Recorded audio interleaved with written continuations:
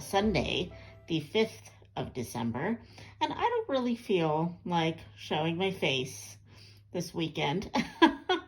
So I thought I would just, do a little montage of my weekend prior to this, and then give you an update on what I've been reading and a little bit on what I've been crafting. So when I left you last, I was still reading The Inspector and Mrs. Jeffries with my friend Jessica, and we finished it, and we both really enjoyed it. I love the relationship between Mrs. Jeffries and Inspector Witherspoon. I have read 2 books in the series so far. The first one I read was The Ghost in Mrs. Jeffries. I read that, I believe, for maybe October one year, or something in that the mystery vein for what's that? Halloween. That's the holiday I'm looking for. So, but anyway, this one was really funny. It's the first one in the series.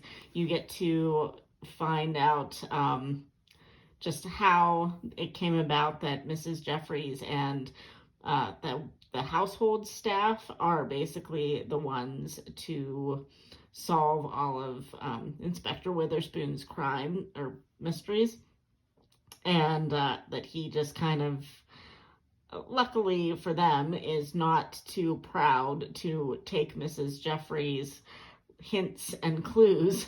He takes them and it's like, oh, you're very right, Mrs. Jeffries. I should look into that.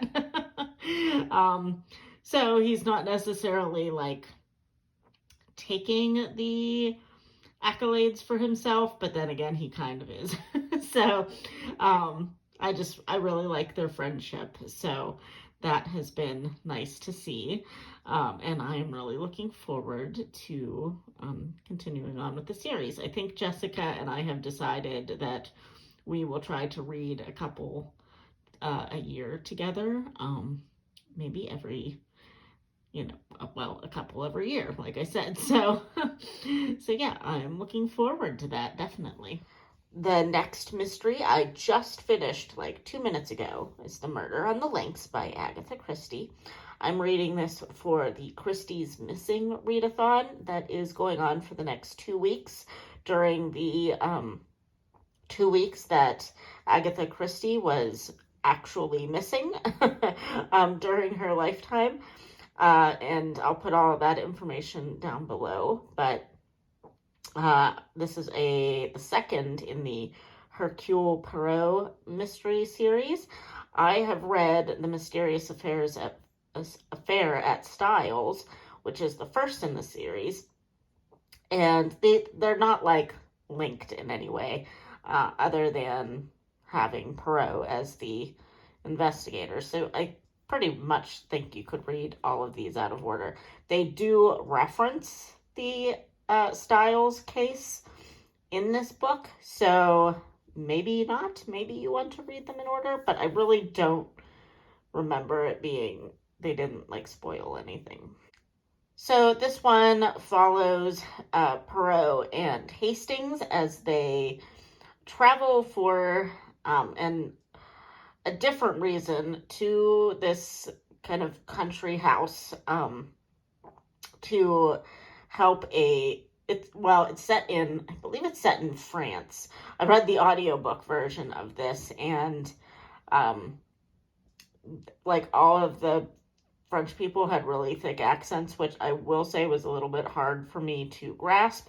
So I'm not sure that I quite got everything, but it's pretty much told from the perspective of Hastings, which I believe all of them are. Or at least most of them are told from his perspective.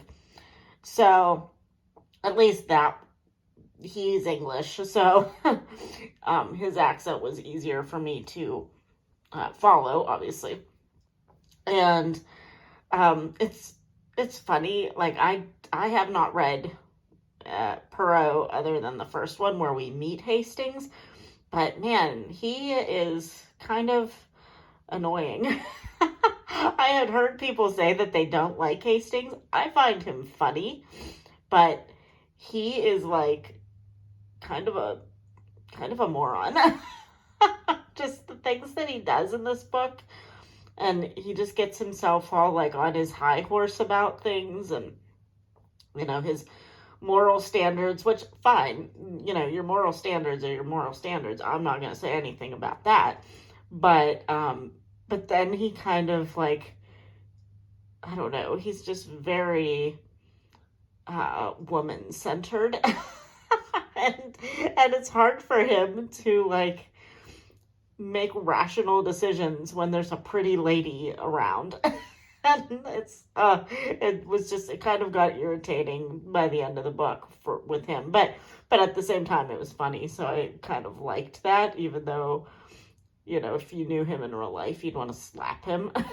So, but anyway, I really liked this in the end. Like I said, the audiobook with all the thick accents was a little bit hard for me to follow, but in general I really liked it. And I heard that there is a movie version of this somewhere, so I might see if I can find it. I'm not sure which streaming service it's on. So, and I only have Amazon Prime. So, unless I can find a friend, I might not be able to watch it, but I might give it a shot. Maybe I can rent a copy on YouTube. We'll see. So that is what I have been reading today on Sunday. The other thing that I started working on today are these mittens by Brianna K Designs. They are actually crochet mittens. It is called the Squirrel Fair Isle mittens, crochet mittens. But I started crocheting them, and I can't wrap my head around crochet anymore. I don't know why. Ever since I learned to knit, I just want to knit and not crochet. So unless it's like something super easy, and this has some stitches in it that I've done them, but it's in a way that I'm not used to.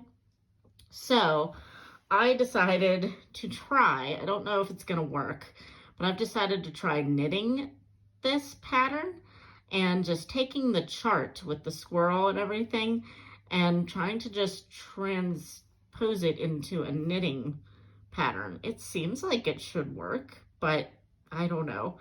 So anyway, these are the 3 yarns I'm going to use for it. It is this wool-like loops and threads from Michaels. And I already had this from some mittens I made my mom last year, and I had a lot left, and it's really super thin. Like, it says that it is sock yarn, but it's almost like a lace weight yarn, so it's really thin. It's almost kind of annoying to work with. But I got another 2 balls to make this 3 color pattern, and I started knitting the rib, the cuff. So yeah, we'll see. It looks pretty small right now, but I did what I'm supposed to do, and it will stretch. Like, I already made sure that it was gonna stretch. So I think I'm almost to the point where I want to start the color work.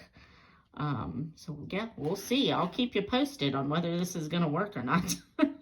But I would really like to, my parents, or well, I should say my dad, although my dad obviously is not going to wear these, but my dad is really like, he loves the squirrels that run around their neighborhood. I don't know why, it's just like a fascination for him. And I think they're super cute too. So I wanted to make these, at least for my mom maybe. The only problem is here, these are a one size fits all kind of a thing, and my mom and I have very small hands, so I feel like it's probably not a one size fits all. But then if I do it with sock yarn and with skinnier needles than the hook that they recommend, thinking that they'll turn out smaller, and maybe that will work. I don't know. We shall see. I'll let you know. But anyway, friends, I will be editing this and getting this up. Sorry, I didn't show my face. Oh, there's my toe. But yeah, I just didn't feel like making myself presentable this weekend. So I just wanted to have like a relaxing, no showing my face on the internet weekend. So we'll see what tomorrow brings, but I'm not sure what I'm going to read yet. So tomorrow it'll be a surprise. All right, I'll talk to you later. Bye.